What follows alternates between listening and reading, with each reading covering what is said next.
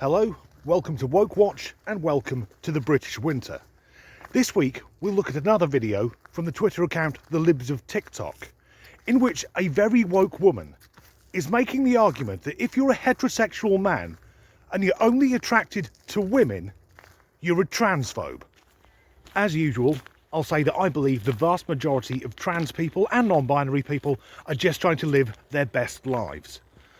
But it's a tiny minority and their toxic fucking allies that cause the problem, as we're about to see. So for any straight men watching, prepare for a short lecture on who you're allowed to be attracted to.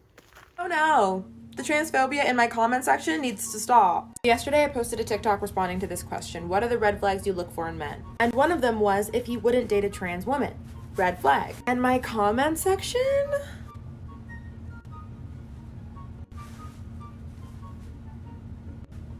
You get the idea. I can't put them all because there's too many. Let me break this down. Trans women are women.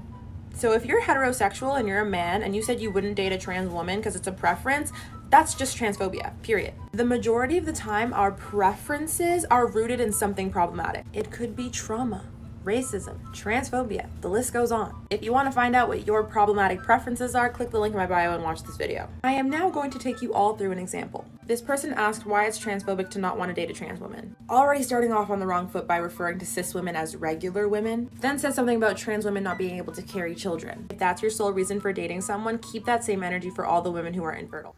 So let's begin with the comment that it's problematic to refer to biological women as regular rather than cis. This pretty much sums up the woke mob. We have to use their pronouns, their terms, abide by their sodding rules, but the word cis always comes out when they're on the attack.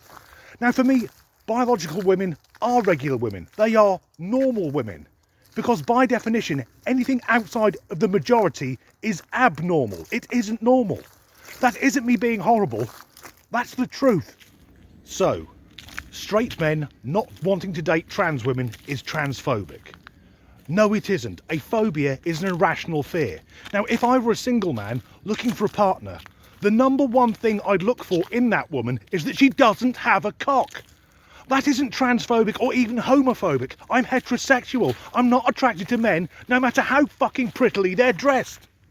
And saying that trans women are women. Well, if I meet a trans person, I will address them by the pronouns they wish, because to me, that's just good, decent and kind. But trans women and biological women are not the same thing, as I will now illustrate. Any petrol heads watching will know that this car is a Ferrari F355. Except it isn't. It's a Toyota MR2 that's been modified to look like a Ferrari. If you could see the car in real life, there'd be a number of giveaways, such as the position of the handbrake, and of course when you pop the bonnet, it'd have a Toyota engine. The owner of this car could not sell it as a Ferrari because it isn't one. And to use a very crude analogy, if I was offered a go in either a real Ferrari or a kit car that looked like a Ferrari, I'd pick the real one. That doesn't mean I hate the Japanese or I'm Toyota phobic. It's just a preference that doesn't come from a place of hatred. The point I'm trying to make is that it's quite easy to tell if one car has been modified to look like another car. In the same way, it's easy to tell if a person was born one sex and they're trying to pass themselves off as the opposite sex. Now, there's nothing wrong with trans people and there's nothing wrong with kit cars, but for the vast majority of us, we'll prefer the original. And it isn't difficult. It's not like trying to tell the difference between Coke and Pepsi. Although for me, the difference is, in my early 20s, I didn't spend every weekend snorting Pepsi. Personally, I think the most vile part of the entire TikTok rant was the comparison between infertile women and trans women. That doesn't come as a surprise, because woke trans activists go out of their way to be unusually cruel to actual women.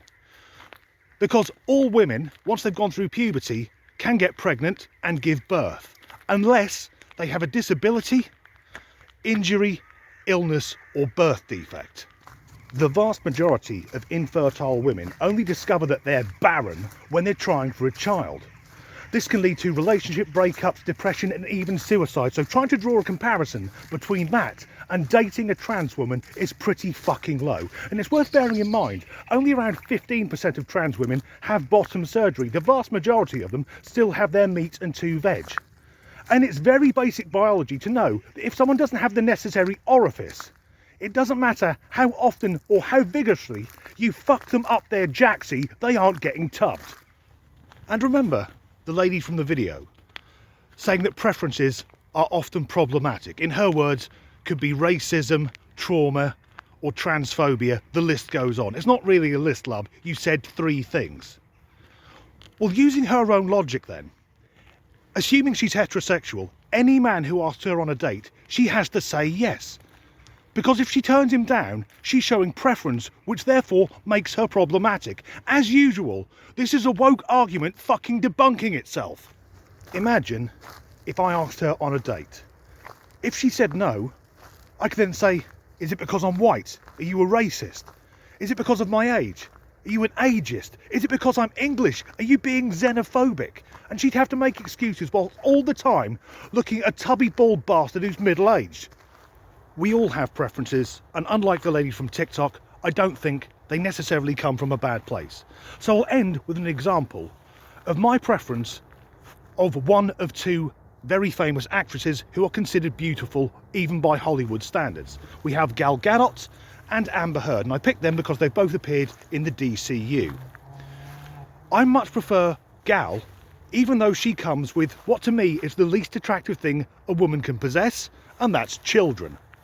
But I prefer Gal Gadot because she's an elegant, beautiful actress, and Amber Heard is a grade A psycho who shits the bed. As ever, thanks for watching.